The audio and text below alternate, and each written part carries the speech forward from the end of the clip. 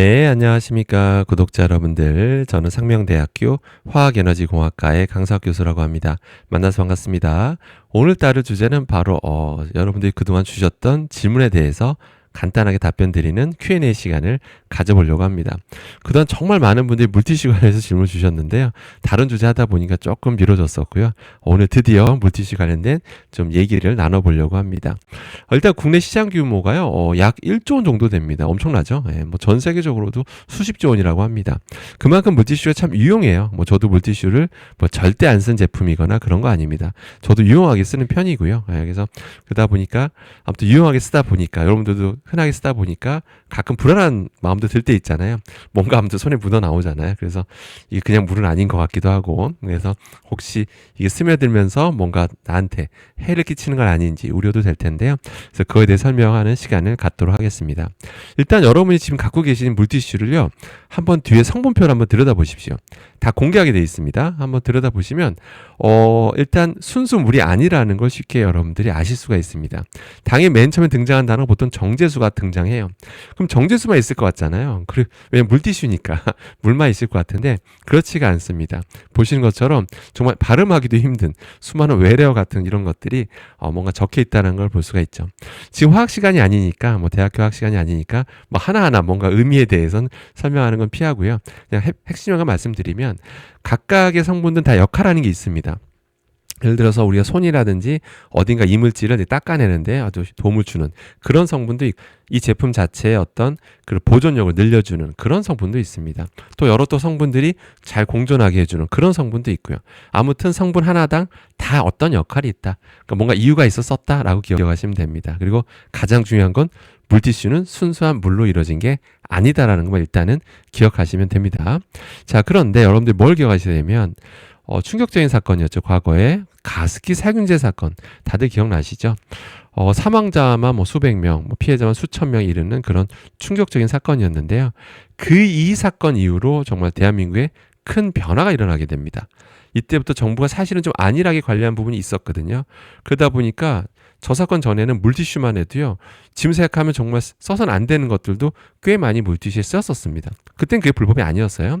그런데 이 사건 터지고 나서 정말 식약처에서 꼼꼼하게 관리를 하기 시작합니다. 식약처나 환경부 다양한 부처에서 일단 물티슈라면 아무 성분이나 못 씁니다, 여러분들. 예, 아무거나 못 써요. 전에는 좀 편한 부분이 있었는데 지금은 딱 정부가 허용된 성분만 쓸 수 있다고 생각하시면 됩니다. 그렇기 때문에 여러분들이 뭔가 물티슈를 썼다는 것만으로 손에 묻거나 몸이 묻었을 때 이게 흡수돼서 몸에서 암을 유발한다든지 내분비에 영향을 준다든지 이런 거는 걱정하실 필요는 없어요. 그런 것들에 대해서 안전하다고 허용되는 것들만 쓸 수 있거든요. 그렇기 때문에 기본적인 걱정을 하실 필요는 없습니다. 예. 자, 그러면 여기까지만 들으시면 우리 아무 걱정할 필요 없네 라고 생각할 수 있지만 주의사항이 딱 한 개 있습니다. 화학자 입장에서 보면 주의사항이 있긴 있어요. 딱 한 개입니다. 바로 이겁니다. 이 단어만 기억하시면 됩니다. 잔류란 단어만 기억하시면 돼요. 이게 뭐냐면 아까 그 성분표 보셨죠? 물 외에 다양한 성분들이 존재하죠. 실제 심한 경우 20-30개 섞여 있는 경우도 있어요. 네. 아무튼 물 외에 그런 게 다양한 게 있는데 그런 것들 상당수가 그대로 남아있다고 보시면 돼요. 손을 닦으셨든 어떤 식탁을 닦으셨든 물은 시간 지나면 날아갔지만 그 나머지 성분도 꽤 많은 것들이 그냥 그대로 잔류하고 있다고 보시면 돼요. 미미한 양이지만 또 회사마다 존재하는 게 좀 다르거든요. 존재하는 양들이. 아무튼 그런 것들이 손이든 어디든 잔류한다고 보시면 돼요.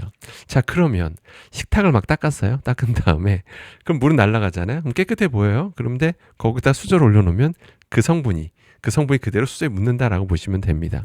그다음에 가장 충격적인 건 뭐냐면 이걸 우리가 어디 밖에 나가서 이게 물티슈 닦아요. 그 상태에서 뭔가 집어먹는 경우도 있죠. 특히 저도 어린 아이들이 그런 거 하는 거 좀 많이 봤는데 어른들이 아이들 손을 닦아줘요, 물티슈로. 그럼 그 상태에서 아이는 그걸 이제 뭔가 과자 집어먹거나 이렇게 하는 거죠. 그런 장면 저 꽤 많이 봤습니다.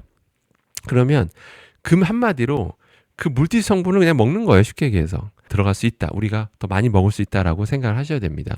그러면 먹어도 되는 거 아닙니까? 라고 생각할 수가 있는데 먹어도 되는 성분은 아닙니다, 여러분들. 그러니까 흥건한 상태에서 손에서 완전히 흥건한 상태에서 뭔가 집어먹게 되면요, 더 많은 양의 그러니까 완전히 마른 상태에서 먹는 것보다 그런 흥건한 상태에서 집어먹게 되면 더 많은 양의 그런 물 외의 성분들을 먹게 되는 거다. 우리 아이들이 먹게 되는 거다. 이렇게 생각하시면 되는 겁니다. 아니 그러면 그 정부 허용한 성분들인데 먹어도 되지 않을까요? 라고 생각할 수가 있는데 먹으라고 만든 거 아닙니다, 여러분들. 먹어도 되는 거라면 식품 첨가물로 허용을 했겠죠. 근데 그런 성분들이 식품 첨가물 등급이 아닙니다, 여러분들. 너무나 당연한 거고요. 먹으라고 만든 거 아니고 정부가 안전하다고 말하는 거는 피부에 닿았을 때 그때 기준에 안전하다, 또 그 일부 흡수됐을 때 여러 가능성을 열어놓고 봤을 때 몸에 독성이 일어나지 않는다고 그런 기준에서 말하는 거지 섭취 독성을 기준으로 말한 게 아닙니다. 누가 물티슈를 빤다고 생각을 하겠어요. 근데 우리가 은연중에 먹을 수 있다라는 건 생각하셔야 됩니다. 자, 그래서 좀 당부드리고 싶은 거는 혹시라도 뭐 식탁을 닦으셨다, 뭐 여기 닦으셨으면 거기다 우리가 또 먹는 어떤 기구를 먹는 도구를 올려놓는다고 가정하면 그런 곳은 갑자기 건티슈를 한 번 더 닦아주시길 좀 당부드립니다. 그것만 해도 꽤 큰 효과가 나타나요. 그래서 건티슈로만 다시 한번 닦아줘도 그 물티슈의 내 물 외에 여러 성분들이 다 건티슈 쪽으로 넘어가게 됩니다. 그 다음에 이렇게 그냥 손을 닦을 수 있는 상황에서 손 닦으시는 게 낫습니다. 그러니까 화장실 주변에 있다면 가서 직접 손으로 비누와 함께 손을 한 다음에 물로 충분히 헹궈 주시는 게 사실 제일 좋은 방법이긴 합니다. 근데 정말 불가피하게 저런 환경이 아니어서 물티슈 써야 되는 상황이라면 그래도 그렇게 흥건한 상태에서 먹는 거는 좀 지양하시고요. 그리고 혹시 건티슈 같은 걸 한 번 더 좀 마무리로 좀 닦아주시게 되면 그런 물 외의 성분들을 건티슈로 다 넘길 수 있다. 그러니까 좀 더 먹을 필요 없는 성분을 우리 아이나 우리 몸속에 들어갈 가능성을 최소화할 수 있다라고 보시면 되겠습니다. 자, 결론입니다. 물티슈는 기본적으로 안전한 건 맞다라고 기억하시면 되고요. 다만 물 외에 다른 성분도 많다라고, 다른 성분도 종류가 많다라고 생각하시면 되고, 그런 것도 우리가 은연중에 먹을 가능성이 있다라는 거 생각하시고 그런 부분들만 좀 조심하시면 되겠습니다. 항상 성원해 주셔서 감사드리고요. 저는 다음에 좋은 주제로 찾아뵙겠습니다. 감사합니다.